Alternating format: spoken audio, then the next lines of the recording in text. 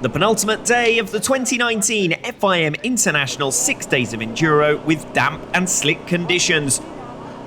Crossing the Barracal, the southeastern stretch of the course, 265 kilometres with 2 new tests. Only the final motocross remaining, the riders reached 35 of 36 for the week. Spain gained 4 minutes over a struggling Finnish side in the World Trophy, thanks almost solely to the standout performance of Josep Garcia, the fastest rider of the day, leaving his team firmly settled in 4th. Daniel Sanders suffered his first day defeat, but remains over a minute clear in the scratch classification, only conceding 15 seconds to his closest rival. Even with Sanders 4 minutes up on the best-placed American, the men from Down Under trail by a 2-minute margin and are now reduced to 3 men after the retirement of Matthew Phillips following a crash in the 7th special. It was a tough start to day 5 for the USA, whose riders all lost time in damp conditions in the 2nd special, but each recovered to finish inside the day's top 7 individually. Ryan Sipes was back on the scoreboard with a much improved showing, particularly in the day's first test. Yeah, that's the thing. Everybody stay consistent today. We knew today was really important to go out there, and you got to go fast, but you can't crash. You know, you got to be consistent and put up good times. And I think I missed 5th overall for the day by like 3 seconds, but Caleb and Taylor were up 3rd, 4th, I think. Spain and France both beat the teams directly ahead of them in the overall standings, but neither look likely to make up positions. Italy still have a 4.5-minute buffer in 3rd, while despite suffering their worst day of the week, Finland still sit a comfortable 5th.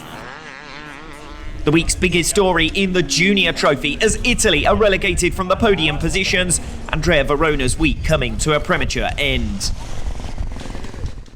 Unfortunately, we had a problem at the end of the day yesterday. Andrea changed his tyre and so on, but when he went to start the bike, it wouldn't run. He pushed it to parc fermé, and we thought it might be a problem with the throttle body injection that Andrea could fix today. He changed the parts brilliantly, but the bike still wouldn't start. Verona's retirement promotes Spain to 3rd, and a margin of 47 minutes over their nearest rivals means only a late drama of their own in the final test will deny them a podium place that few predicted.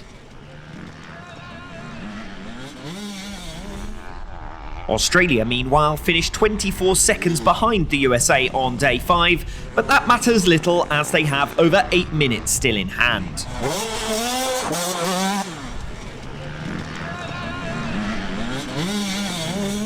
Yes, for sure. We're just not taking any huge risks. We just backed it down that little bit and just finished out the days nice and consistently. That's the main goal, just to finish out the days. Other than that, we just got to finish off.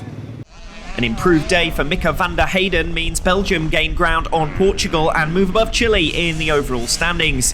Only that 5th position still looks up for grabs on the final day, the remainder of the ranking seemingly settled by the retirement of Andrea Verona.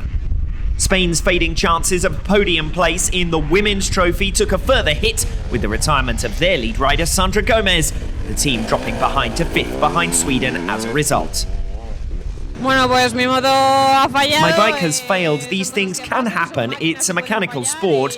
I tried to fix it in the special and got to the end. We were only 2 from finishing the day. It's a shame for the team. We were fighting hard on terrain that isn't really the best for us, but we never gave up, and next year we'll certainly be back. Germany gained an overnight boost with the 11 minutes deducted from Anne Borcher's Wednesday timesheet restored. That was enough to put them back into 2nd position above Great Britain, and the podium places should now be settled. Tara Geiger enjoyed her first counting day in the Algarve, providing backup to team leader Brandy Richards for the USA. And with all 3 Americans still running, a first women's title since 2007 is now in prospect. Yeah, Brandy has been really awesome for the team, and she's kind of been holding it down, and I've just tried to stay consistent as I could be, and I think I did a pretty good job doing that this week. So, yeah, I mean, we have a pretty big lead going into tomorrow, and Brandy loves moto, I like moto, and so does Tara, so, I think we have a pretty good shot of finishing it out. Without Sandra Gomez, Spain only managed 7th fastest on day 5 and dropped 16 minutes in one hit to Sweden. Further changes to the pecking order in the Women's World Trophy now look unlikely. The USA, Germany and Great Britain, the probable podium trio.